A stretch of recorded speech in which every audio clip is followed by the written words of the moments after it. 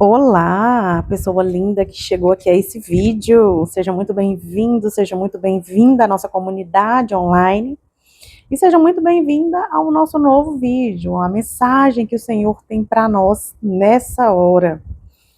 E como já é de praxe, se eu puder dar um tema para essa mensagem, o tema seria a obediência que não negocia.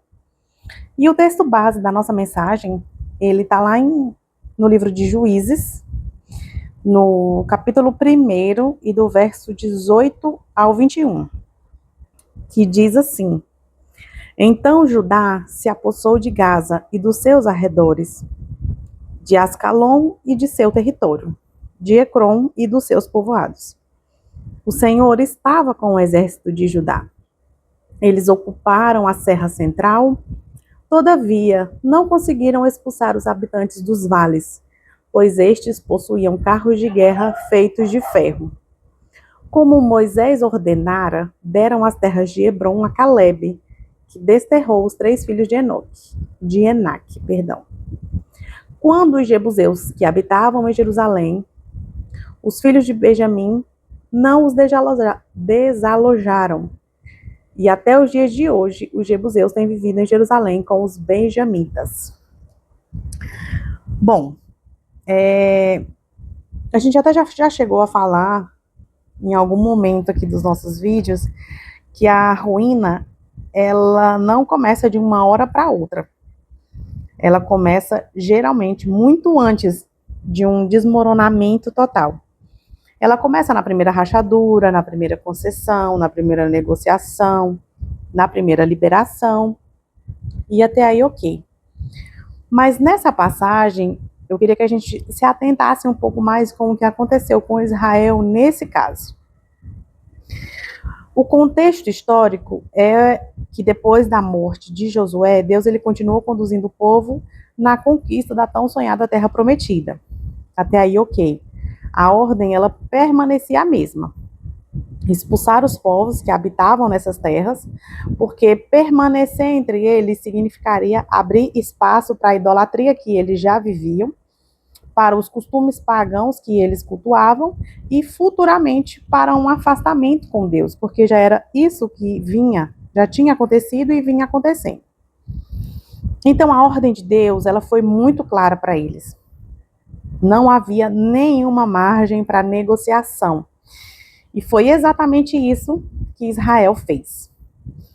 Logo depois, a Bíblia ela afirma que Benjamim também não expulsou os jebuseus, lá no verso 21. Ao longo desse capítulo, você vai ver que essa mesma frase ela se repete diversas vezes. Eles não expulsaram, tem outra tradução que diz que eles não conseguiram. E é curioso perceber essa expressão. Essa expressão, não conseguiram, me chamou a atenção.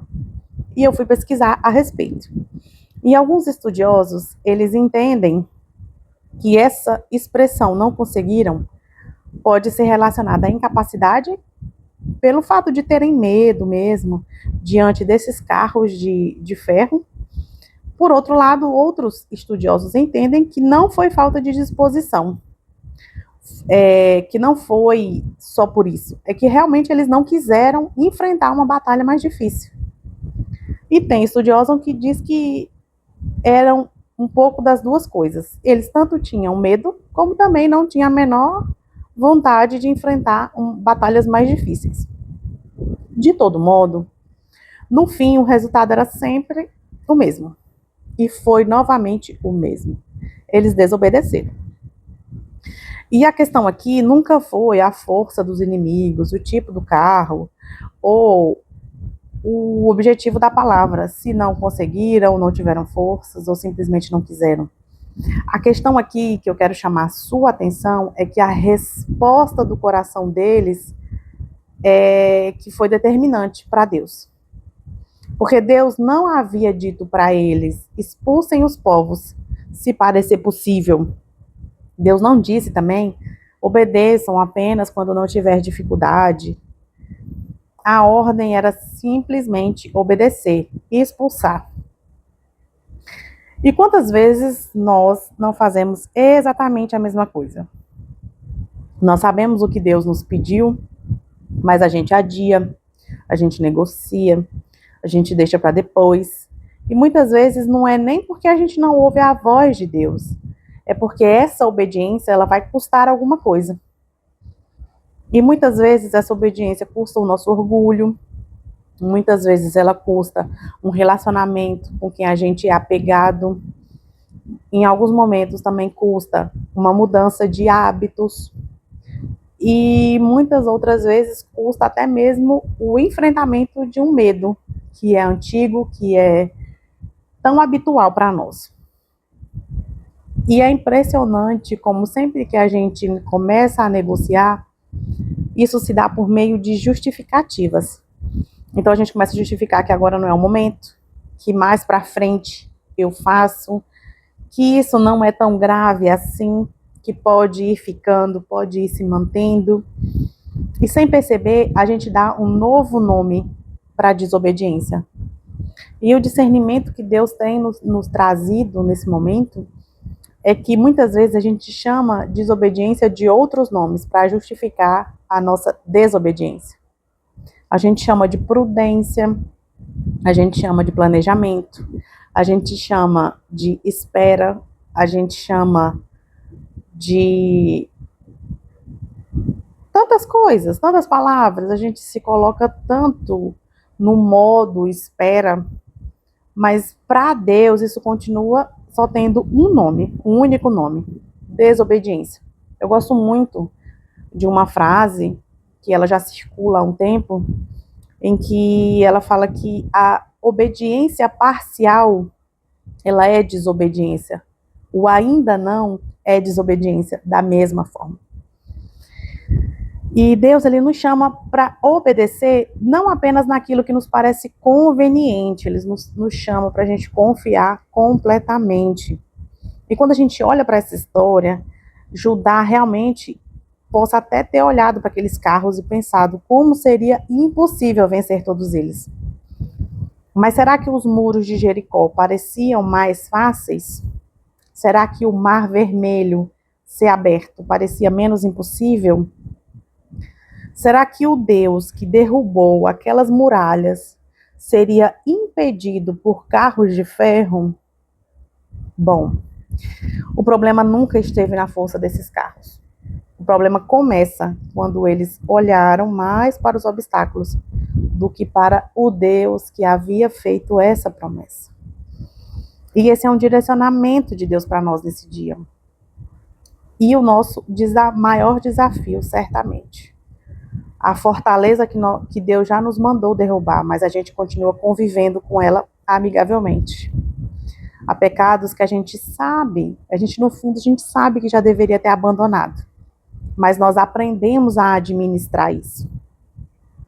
Há tantos hábitos que alimentam a nossa antiga e velha natureza, mas a gente prefere manter tudo isso aqui muito estável, porque parece às vezes tão pequeno, e muitas vezes até conversas que Deus já mandou a gente encerrar, escolhas que nós já sabemos qual vai ser aquele desfecho, mas a gente não sai, a gente continua negociando.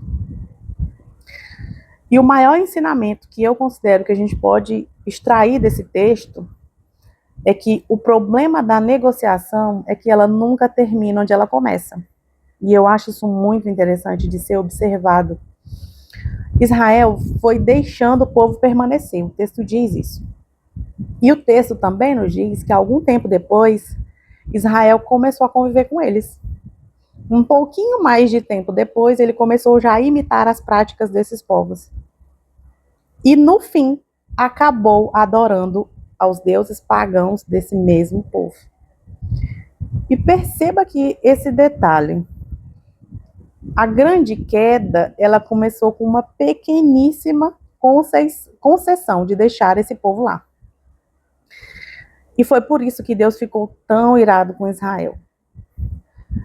E não foi porque eles perderam uma batalha, não foi nem pelo fato deles terem deixado o povo, mas é principalmente a ira de Deus, ela é voltada pela rejeição da sua palavra. A desobediência, ela nunca é apenas a quebra de uma regra. Ela é uma recusa de confiar no caráter de Deus. E eu quero enfatizar isso aqui novamente. A desobediência, ela não é a quebra de uma regra tão somente. Ela é a recusa em confiar no caráter de Deus. É assim que Deus enxerga a desobediência. Toda vez que nós escolhemos o nosso próprio caminho, nós estamos dizendo, ainda que inconscientemente ou em silêncio, eu acredito mais no meu julgamento, no que na tua direção, Deus. E hoje eu quero chamar a sua atenção para isso. Talvez enquanto eu estou falando aqui com você a respeito disso, Deus está trazendo aí à sua memória algo muito específico. Uma conversa que você precisa ter, que Ele já te direcionou para isso. Um pecado que você já sentiu que deveria abandonar e precisa abandonar. Um perdão que você ainda não liberou e Deus tem falado com você a respeito disso. Uma decisão que você já deveria ter tomado e ainda não teve o verdadeiro posicionamento. Ou até mesmo um medo que você tem permitido, que tenha impedido você de caminhar. E o que eu quero te dizer hoje, nesse momento, é não negocie aquilo que Deus já deixou claro para você fazer. Ou para você não fazer. Aquilo que hoje parece uma pequeníssima concessão pode se tornar amanhã uma grande fortaleza. E apesar de todo esse direcionamento, eu quero te dizer que há uma excelente notícia nesse momento. O Senhor, Ele continua te chamando, continua chamando o seu povo de volta a essa obediência. Deus, Ele nunca procurou pessoas perfeitas, Ele sempre procurou corações dispostos a ser guiados por Ele. Talvez você já negociou muita coisa, e muitas coisas até louváveis. Foi pelo cansaço que você negociou, foi pelo medo que você negociou, foi pela falta de disposição, mas hoje ainda é tempo de voltar. Nesse exato momento, eu quero te dizer que a vida como filho de Deus realmente começa quando nós deixamos de negociar com aquilo que Deus já mandou a gente abandonar. Cada passo que você decide dar obediência ao Senhor, Ele fortalece os alicerces da sua verdadeira identidade. E cada área entregue ao Senhor se torna um lugar onde a presença dEle passa a habitar. Então, nesse momento, eu quero interceder por você, eu quero orar por você, para que essa palavra produza frutos no seu coração e gere transformação na sua vida. Então, vamos lá, se você pudesse colocar em espírito de oração, puder fechar os seus olhos, ore comigo nesse momento. Pai, essa pessoa hoje reconhece que muitas vezes ela negociou aquilo que o Senhor já havia deixado claro para ela abandonar.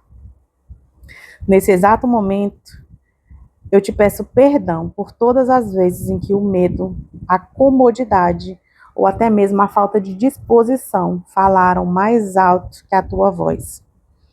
Revela as áreas da vida dessa pessoa onde o convívio com aquilo que o Senhor já pediu para ela expulsar está sendo negligenciado. Dá coragem para ela enfrentar os carros de ferro que têm intimidado a sua fé para confiar que nenhuma fortaleza é maior do que o teu poder, a tua presença e o teu cuidado. Que ela não ofereça uma obediência pela metade, Jesus, mas que ela tenha um coração inteiramente rendido à sua vontade. Espírito Santo, ensina essa pessoa a obedecer hoje, mesmo quando ela não compreendeu o caminho, porque a tua vontade, o teu direcionamento produz vida para ela. É o que eu te peço nesse momento, em favor da vida dela, no nome de Jesus. Amém. E eu quero deixar uma frase aqui para você guardar no seu coração, para que você continue gerando vida através dessa palavra na sua mente. E a frase que eu quero que você guarde a respeito dessa mensagem é: toda negociação com a desobediência fortalece aquilo que Deus já me chamou para vencer. Repetindo, toda negociação com a desobediência fortalece aquilo que Deus já me chamou para vencer. E dito isso, eu quero que Deus te abençoe, te guie, te guarde. E até o próximo vídeo. Um beijo.